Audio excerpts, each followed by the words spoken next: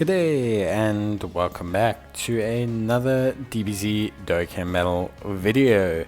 In this video we are going to be taking a look at the Dragon Ball Fusions Extreme Z area. So this is a brand new Extreme Z area. It has been brought out for the Dragon Ball Fusions units that were for, well, the free-to-play units that come from the obviously the Dragon Ball Fusions event, and it follows the same rules as every other Dragon Ball Fusions event. So take a note here that you have to complete the Dragon Ball Fusions Future World event. To unlock this event, you have to complete every stage on every difficulty. You also have to use the set characters for stage 1, 2, and 3, and there's a set character list from which to choose from. It's pretty straightforward. You can see there they all are pretty much fusion or crossover related. The Dragon Ball Fusions units from the Dragon Ball Fusions EZAs can all be utilized here, which is obviously quite helpful. But that's pretty much it in terms of what you need to know. There are 3 stages. The first stage will be for Tekka, the second stage will be for Pinich, and the third stage will be for Yamhan, or Tianhan, or Yamcha. I think it's Yamhan. But anyway, so you're going to want to continue on. Sorry, yes, it is Yamhan. It's not, yeah, it's Yamhan. So yeah, you can see there that they got some pretty decent Extreme Z awakenings. And for the most part, in terms of how these units or how these stages go, they all follow the same principle as always. So on the left hand side will be your bronze medals in the first difficulty and your gold medals in the second difficulty. In the right hand side you will have your silver medals on the first difficulty and your rainbow medals on the second difficulty. Then of course you also have a chance to find a question mark, and that question mark is overall a way to receive an extra allotment of medals. So if you, for example, chose the, well, let's say you get the question mark, it will give you a single run's worth of whatever medals it drops. So that can be obviously bronze or silver on the first, or gold and rainbow on the second. Now for all of these units you are going to need to utilize 15 bronze medals, and you're going to need to utilize 40 silver medals. You'll also need to utilize 30 gold medals, and you'll have to utilize 30 rainbow medals, which means in total you're looking at roughly 6 runs on each difficulty of the stage per unit. So you will have to run the first stage 6 times, going 3 times on either side, or you will have to run the second difficulty of that stage 6 times, 3 times on either side.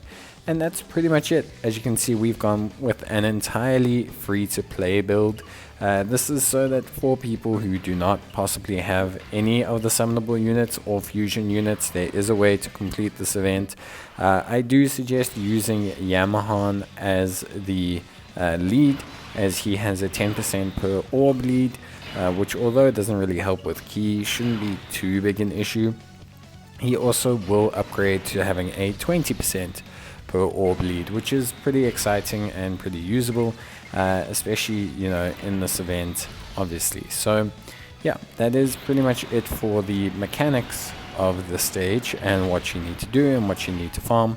In terms of difficulty, if you're using an entirely free-to-play team like this, it can somewhat be difficult, and you are heavily reliant on the Yamhan, you're heavily reliant on the Tekka, and you're heavily reliant on the Pinich. I myself obviously have done this entirely free to play, and I found that Pinich and Tekka were pretty much the only reason you could complete the stage. Them and Yamhan were pretty much carrying me quite extensively. The Go Tanks and Ghost unit also did a large amount of decent work, so that was also a decent unit to utilize. But Veku, obviously I haven't put orbs in, and the Int Go Tanks I haven't put orbs in, and neither of those really performed that well. If you do have orbs in them, great, but also take note that my units are also rainbowed, so my Tekka, Pinich, Yamhan, and my Go Tanks and Ghost unit are all rainbowed, so obviously that does help. Now, in terms of how you kind of want to function with these guys, so basically you want to focus on one unit at a time, as you should always kind of do, per difficulty. So for stage 1, you want to clear that on the lowest difficulty. Then you want to obviously fully upgrade your Tekka, for example, so he gets increased stats, you have more health, he has an increased modifier. Don't raise his super attack yet, because we'll talk about that at the end, but he'll get an increase in his passive, and he'll get an increase in stats overall, and it'll help you out.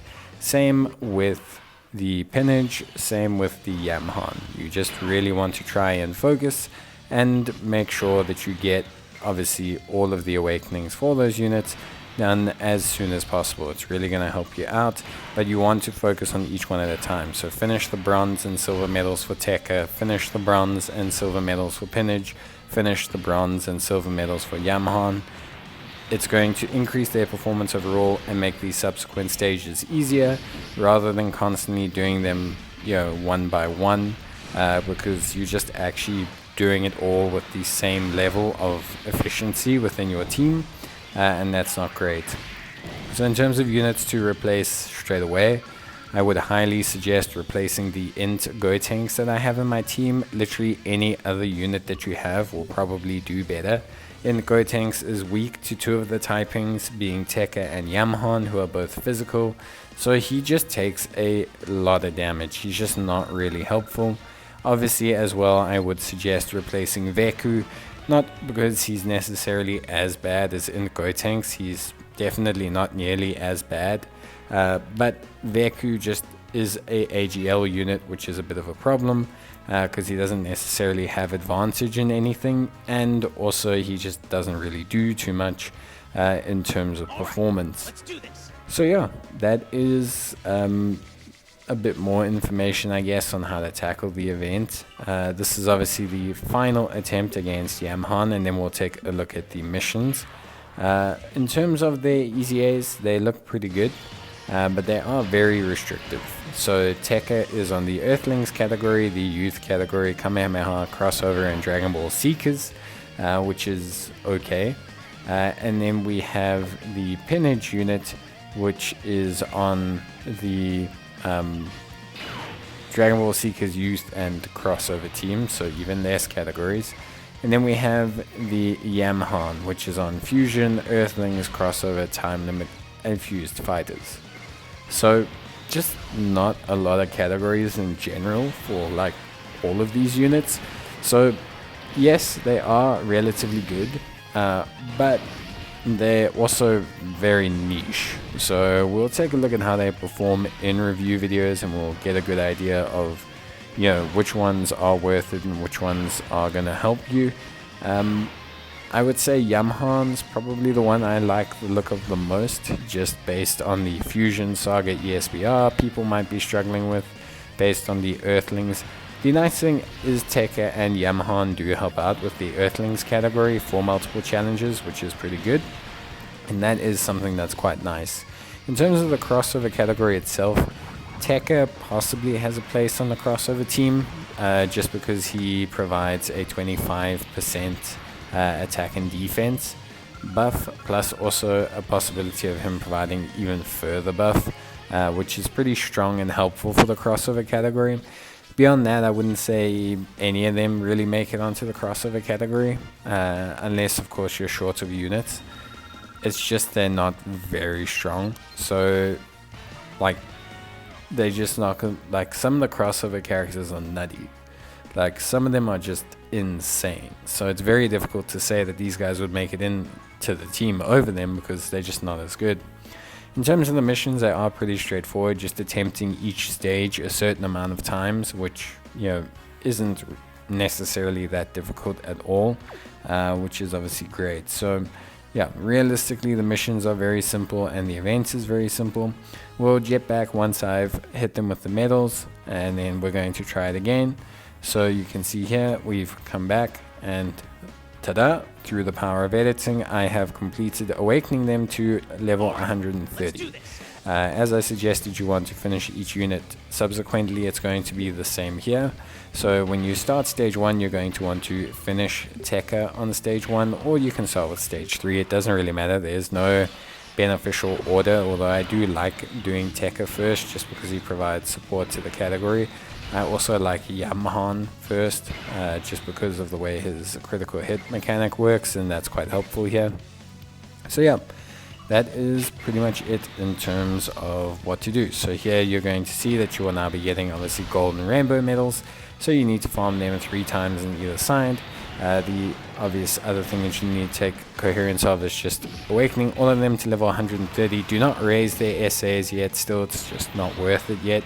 And then you can continue to awaken and farm them. So you're going to want to obviously start awakening them and working on them and slowly completing them. You can see Pinich does a lot of good damage. He also lowers enemy defense, which is great, and I believe that Yamhan lowers attack, and that's why I also like Yamhan, because his lowering of attack is actually quite helpful in the scenario, especially when you are obviously taking on multiple stages like this. Lowering of attack does really help in setting up your other units to succeed, so that is something that is relatively helpful. But yeah, in terms of the rest, I would say that you just need to make sure that you awaken them slowly, and I would consider using other units. Of course, the free-to-play team is very low on health, so even when we do take super attacks, even though they're not in kill range, we just have no health, and that's because Yamhan only has 20% attack and defense per key sphere. We are missing literally key and health off of that, off of that like leader skills, so we actually are just missing a large portion of stats and performance. So it's just something that we do have to deal with, but it is a little bit frustrating to have such a low health pool. So yeah, but otherwise Pinich and Tekka do tend to really carry the run. Yamhan as well does some really good damage, especially when he gets crits like this. Very, very solid. Also defensively very, very sound. And we don't generally seem to have huge issues overall in terms of like getting through the stage. I did fail once off screen. It was my first attempt, and you can fail if you have a lineup that has Veku and the Int Go tanks, and Int Go tanks cannot avoid multiple attacks and he gets supered. That is what happened to me. So there is a chance to lose with an entirely free-to-play team, but again, you shouldn't really be running an entirely free-to-play team. You should be able to run a slightly better team.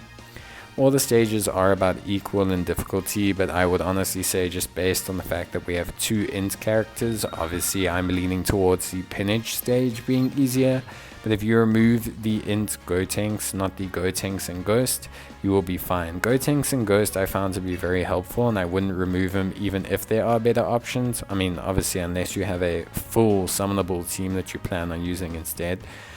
Just because he brings a lot of healing. Like, his healing did help me out sometimes when I was a bit low and I got into the second phase, and I decided rather make sure that I can heal up, and so I couple rainbow orbs, and all of a sudden I was sitting with a relatively nice full health bar, which is always quite nice and enjoyable. So that was quite helpful overall. His healing did tend to actually make a big difference, and so I thought he's still quite useful even with the type disadvantage in 2 stages. But you'll see here, once you can get the Tekka Pinich combo going, you can really slam through the events. So I would suggest just awakening them throughout the whole event. Together the 2 of them will really just kind of beat the event for you, so you don't really need to focus on too much else. But yeah, that's pretty much it for running the stages. Just in terms of raising their super attack, as I mentioned before, you don't want to raise their super attack at all while you're awakening them. You want to finish awakening them to level 140. At this point, their max cap on their super attack will change to 15. And then you want to farm a second copy of each unit. that has its SA at 5, and you're going to use that unit to fuel them. So you can see here, all of them are ready to be awakened again. All of them will raise their SA to a max of 15. And then if you see, I have already farmed copies of them and Dokkan awakened them that are all 5 out of 10. And once they get to level 140, you just feed the single copy into that copy and their SA will be 15 out of 15. But that's it from me, guys. Hope you enjoyed the video. Leave a like if you did. Otherwise, I'll see you next time. So until then, take care and bye.